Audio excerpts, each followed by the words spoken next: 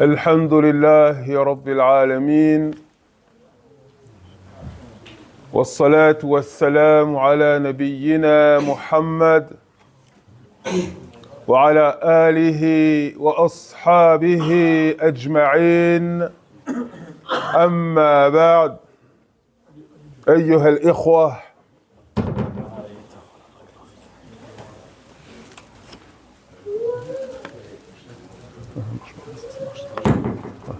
بارك الله فيك أيها الإخوة حفظكم الله يقول النبي صلى الله عليه وسلم إن الله ينصب وجهه لوجه عبده ما لم يلتفت فإذا صليتم فلا تلتفتوا رواه أحمد بإسناد صحيح. Ainsi, mes très chers frères, hafidhakumullah, le prophète Muhammad sallallahu alayhi wa sallam nous dit dans le hadith authentique rapporté par l'imam Ahmed, il nous dit Inna Allah yansibu wajhahu li wajhi abdihi. Certes, Allah place son visage en face du visage de son serviteur, c'est-à-dire durant la prière. Ma lam yaltafit, tant que celui-ci ne se détourne pas. Tant que celui-ci, ce croyant qui est en prière, ne se détourne pas. فَإِذَا صَلَّيْتُمْ فَلَا تَلْتَفِتُوا. Aussi, lorsque vous priez, quand vous priez, ne vous détournez pas. Ne vous détournez pas. عباد الله إن الالتفات في الصلاة نوعان التفات الوجه والبدن والتفات القلب والتفات القلب أشد وأخطر وهو الغفلة والتهاون في الصلاة. Lorsqu'on parle de se détourner durant la prière, ou plutôt lorsque le prophète Muhammad sallallahu alayhi wa sallam nous parle du fait d'être détourné durant la prière, lorsqu'il nous met en garde contre cela, ce qu'il faut savoir, c'est que le détournement durant la prière est de deux natures. Ce détournement est de deux natures. Il y a le détournement du corps, le fait que la personne, durant sa prière, elle va tourner à droite, elle va tourner à gauche, etc. Et ceci est grave, car ceci peut annuler la prière. Mais ce qui est plus grave encore, c'est le détournement du cœur du croyant durant cette prière. Ce qui est plus grave encore, c'est le détournement du cœur du croyant durant cette prière. Le détournement est de deux natures. Un détournement physique et un détournement au niveau du cœur. Et le détournement au niveau du cœur, c'est ce qu'on va appeler la négligence, le laxisme durant la prière. Le fait que la personne soit en prière physiquement, mais intérieurement, il n'y a rien du tout. والعياذ بالله. لهذا يقول الحسن البصري رحمه الله إياك أن ينظر الله إليك وتنظر إلى غيره وتسأل الله الجنة وتعوذ به من النار وقلبك ساه لا تدري ما تقول بلسانك. Il a dit, comme le rapporte Ibn Rajab dans son ouvrage Al-Khushu' fi s-Salah, la concentration durant la prière, il a dit, prends garde, fais attention à ce qu'Allah ne soit pas en train de te regarder pendant que toi, tu regardes ailleurs. Pendant que toi, tu regardes ailleurs.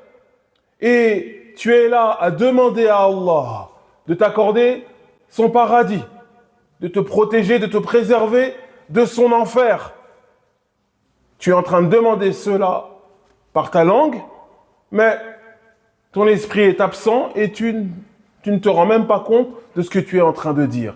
C'est-à-dire que tu vas prononcer ces paroles de manière automatique, sans méditer sur ces paroles. Et lorsqu'il nous dit, Al-Hassan al-Basri, rahimahullah, prends garde à ce qu'Allah ne soit pas en train de te regarder pendant que tu regardes ailleurs, c'est-à-dire lorsque tu es en prière. Car comme a dit le messager d'Allah, sallallahu alayhi wa sallam, Allah place son visage, subhanahu wa ta'ala, en face du visage du serviteur, lorsqu'il est en prière.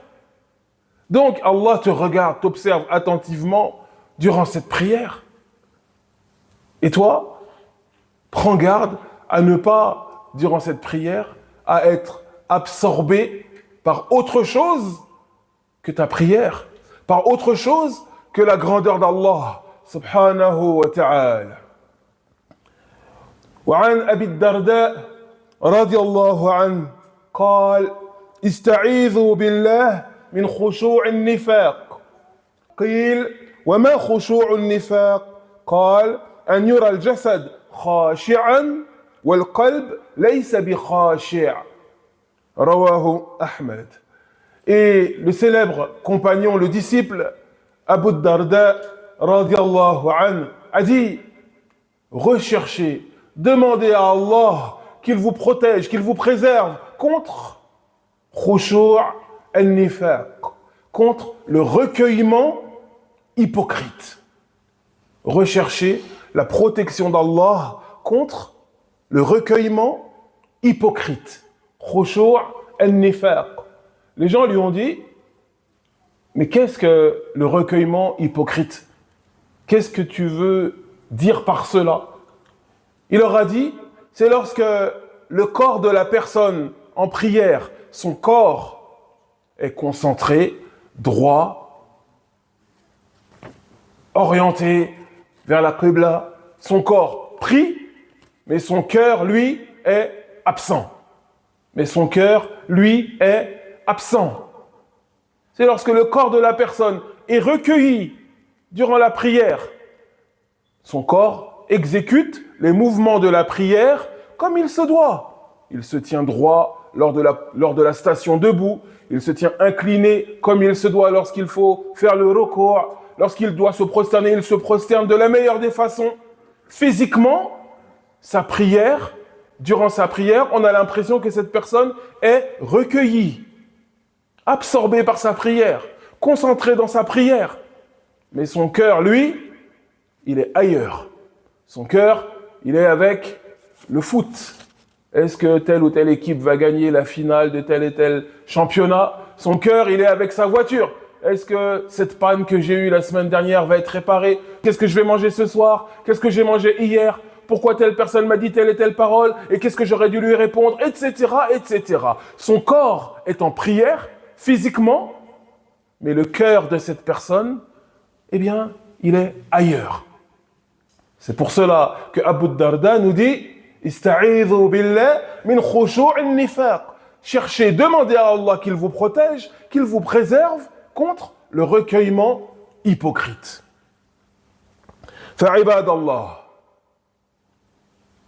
اعلموا أرشدكم الله لطاعته أن مقصود الصلاة وروح الصلاة ولب الصلاة هو إقبال القلب على الله تعالى وليس مقصود الصلاة مجرد القيام والركوع والسجود مع غفلة القلب وعدم حضوره فهذه الصلاة صلاة شكلية لا تنفع صاحبها عند الله تبارك وتعالى. Donc comme vous le savez déjà et qu'Allah nous guide tous vers son obéissance, cette prière, mes très chers frères, qu'on accomplit au minimum à 5 reprises par jour, qu'on se doit d'accomplir au minimum 5 fois par jour, cette prière, eh bien, son cœur, l'essentiel de la prière, le nectar de la prière, la chose la plus importante de la prière, c'est, bien entendu, la présence du cœur. Bien entendu, c'est la présence du cœur durant cette prière. que la personne qui prie soit concentrée, recueillie, absorbée durant sa prière par la grandeur d'Allah, subhanahu wa ta'ala. Et bien entendu, les mouvements qu'on va effectuer durant la prière, ils ont leur importance. Ils ont leur importance.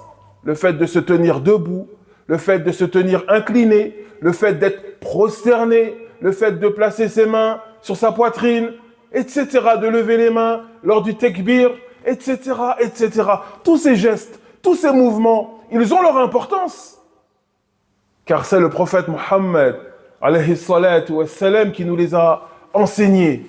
Mais ces mouvements-là, privés de la présence du cœur, privés de recueillement, privés de concentration du croyant ou de la croyante durant sa prière, eh bien, si cette prière n'est que mouvement et position, stature, etc., etc., eh bien, cette prière n'est que physique.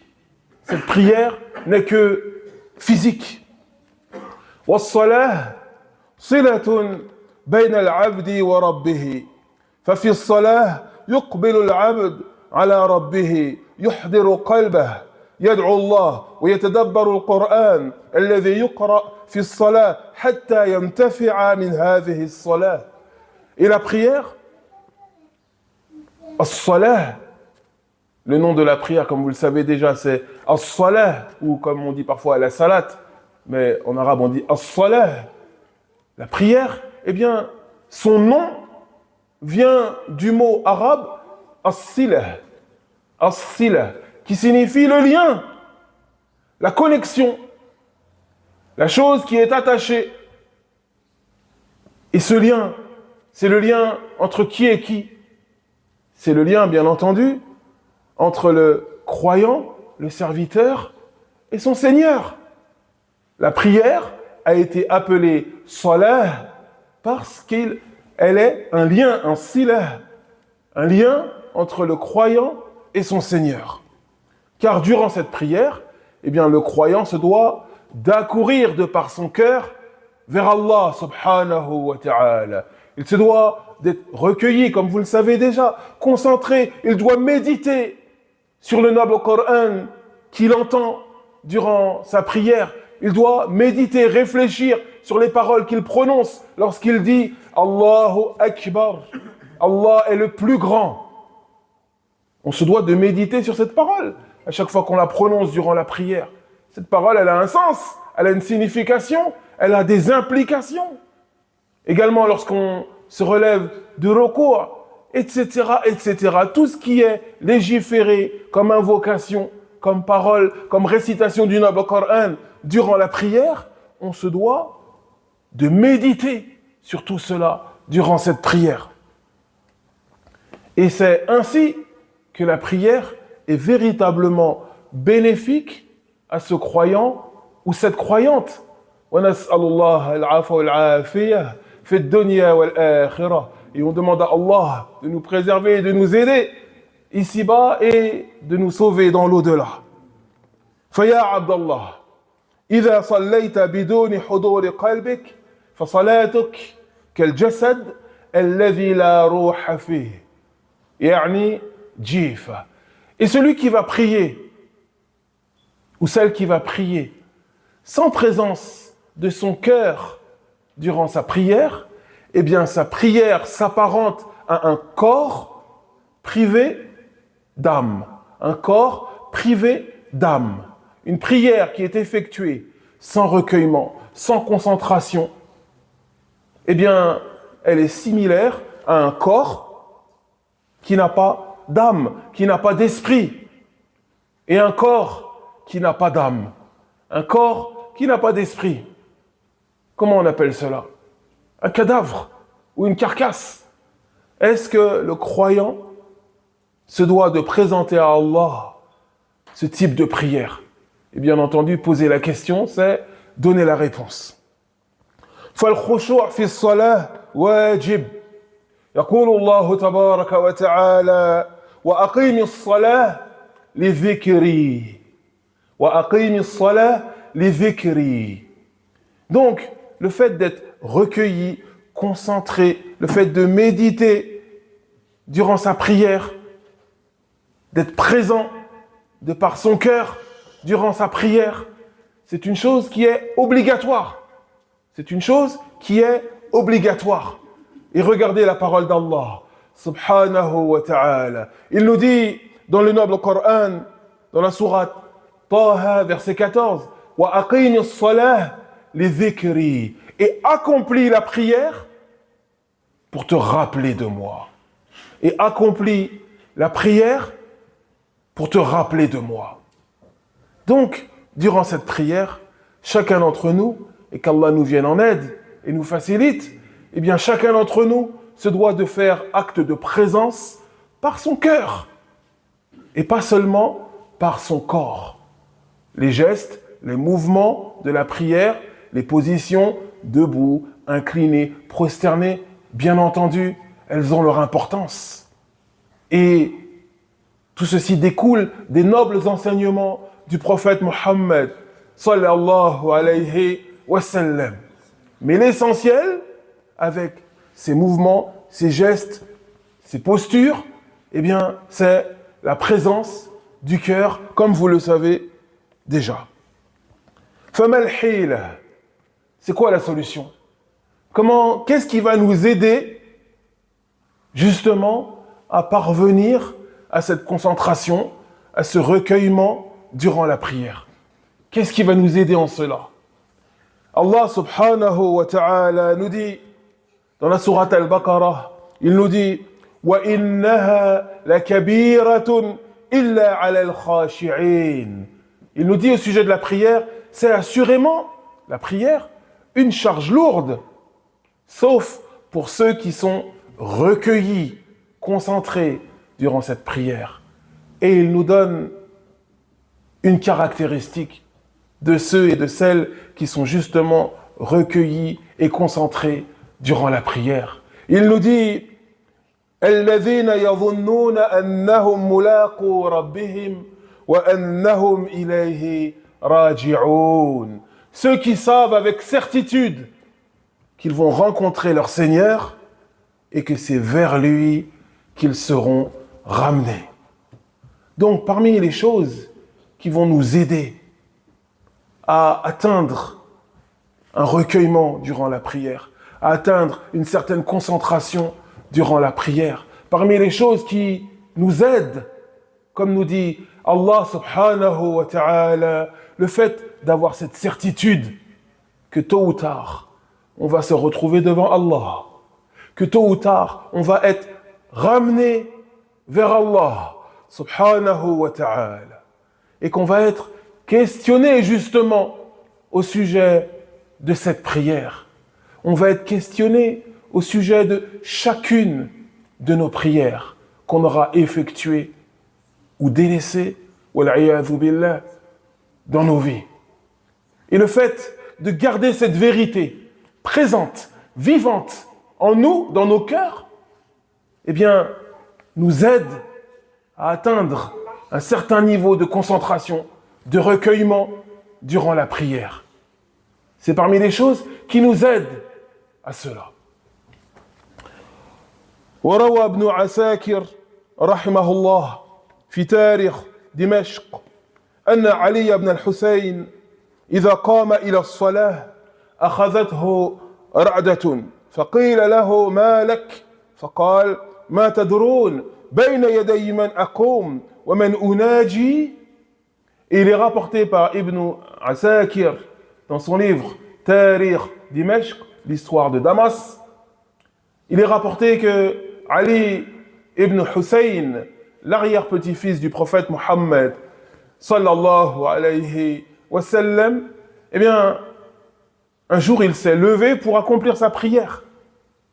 Et il a été pris comme de tremblement. Il a été pris de tremblement alors qu'il se levait pour aller accomplir la prière. Il a fait comme une crise. Et les gens lui ont demandé « Mais qu'est-ce que tu as ?» Et regardez sa réponse. Il leur a dit « Mais ne savez-vous donc pas devant qui je vais me tenir debout et à qui je vais me confier? Mais ne savez-vous donc pas devant qui je vais me tenir debout et à qui je vais me confier? En d'autres termes, ce qu'il a mis dans cet état-là, c'est cette certitude qu'il allait, durant sa prière, se tenir debout devant Allah subhanahu wa ta'ala. Et que, durant cette prière, il allait échanger avec le Seigneur des cieux et de la terre. Ce qu'il a mis dans cet état, c'est cette certitude. Et ceci nous renvoie à la parole du prophète Mohammed sallallahu alayhi wa sallam lorsqu'il nous a dit « Inna Allah yansibu wajhahu li wajhi abdihi ma lam yaltafit » Certes, Allah place son visage en face du visage de son serviteur tant qu'il ne se détourne pas. فَإِذَا صَلَّيْتُمْ فَلَا تَلْتَفِتُوا. Aussi, lorsque vous priez, quand vous priez, ne vous détournez pas. Et on a vu, par la grâce d'Allah, on vient de lire que le détournement, et on a compris, Inch'Allah, que le détournement est de deux natures, deux sortes. Le fait de se détourner physiquement, et ceci peut affecter la validité de la prière, mais plus grave encore, le fait que son cœur soit détourné durant cette prière, que le cœur soit ailleurs que dans la prière. فنسأل الله العفو والعافية في الدنيا والآخرة لنا ولكم ولجميع المسلمين. هذا وصل اللهم على نبينا محمد وعلى آله وصحبه أجمعين والحمد لله رب العالمين. بارك الله فيكم وجزاكم الله خيرا والسلام عليكم ورحمة الله وبركاته. يا dimanche prochain, Inch'Allah.